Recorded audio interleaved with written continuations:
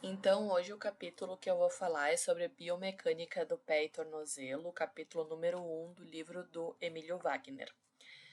Então, a biomecânica é o estudo da engenharia aplicada ao sistema musculoesquelético. O entendimento da biomecânica ajuda na compreensão das patologias do pé e do tornozelo, o tratamento e as indicações cirúrgicas. A análise da marcha é essencial para a compreensão da biomecânica do pé e tornozelo. Não podemos estudar a marcha sem compreender também a função do joelho e do quadril. O ciclo da marcha começa com o toque do calcanhar no chão e termina quando o mesmo calcanhar toca o chão novamente. Logo após o toque do calcanhar, o pé aplana no chão. O membro oposto faz o movimento de sair no solo nesse momento. O ciclo da marcha é dividido em 60% de fase de apoio e 40% de balanço. Existe uma fase de duplo apoio no início, que corresponde a 10% do ciclo. Após, uma fase de apoio simples, de 40%, e no final, o duplo apoio novamente, 10% do ciclo. O fulcro da marcha fica no tornozelo entre os 10% e 30% do ciclo e no antepé entre os 30% e 50% do ciclo.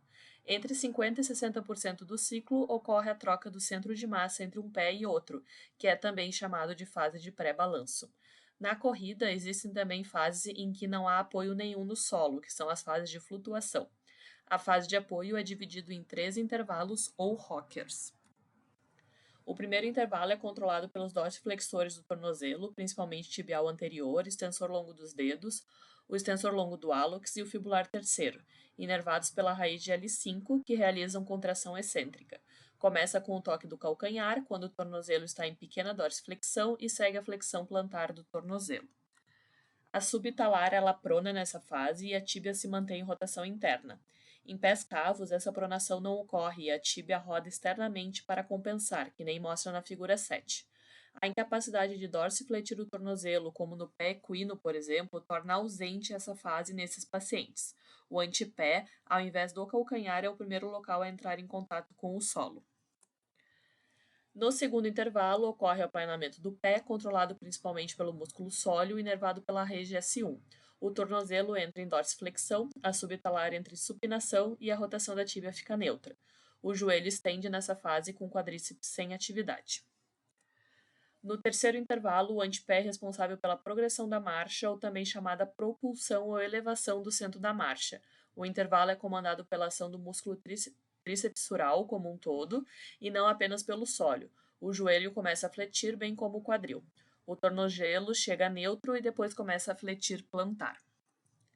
O retropé inverte nessa fase, se mantendo a subtalar em supinação. Isso estabiliza o médio-pé. A tíbia fica rodada externamente. A marcha normal precisa de 5 atributos: estabilidade durante apoio, espaço livre entre o pé e o chão durante o balanço, passo de comprimento apropriado, correto posicionamento do pé para o contato inicial e conservação de energia. O estudo da marcha é dividido em cinemática, cinética e parâmetros complementares como ativação muscular e consumo de energia.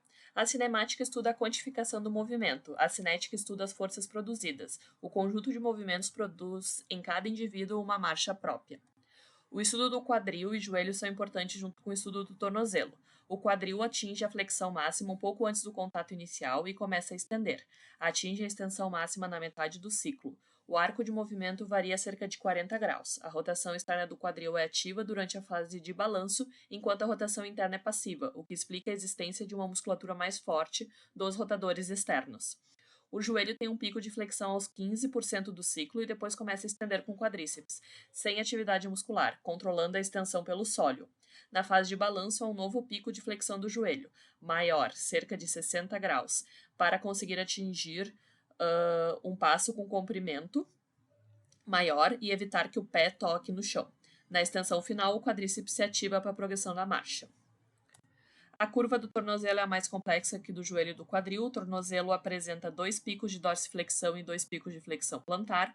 O contato inicial ocorre com o tornozelo em neutro. Após, inicia uma flexão plantar de baixa amplitude, pico aos 10% do ciclo, com o fulcro no tornozelo. Após, inicia então a dorsiflexão, tornando o antepé o fulcro da marcha entre 30% e 60% do ciclo. Na fase de balanço, inicia a nova flexão plantar e após dorsiflexão para evitar que o pé bata no chão. Porém, esse efeito se deve principalmente à flexão do joelho. A amplitude de movimento do tornozelo varia entre 30 e 35 graus. também foram retiradas algumas imagens do Men's Surgery para fazer esse capítulo. Muito obrigada.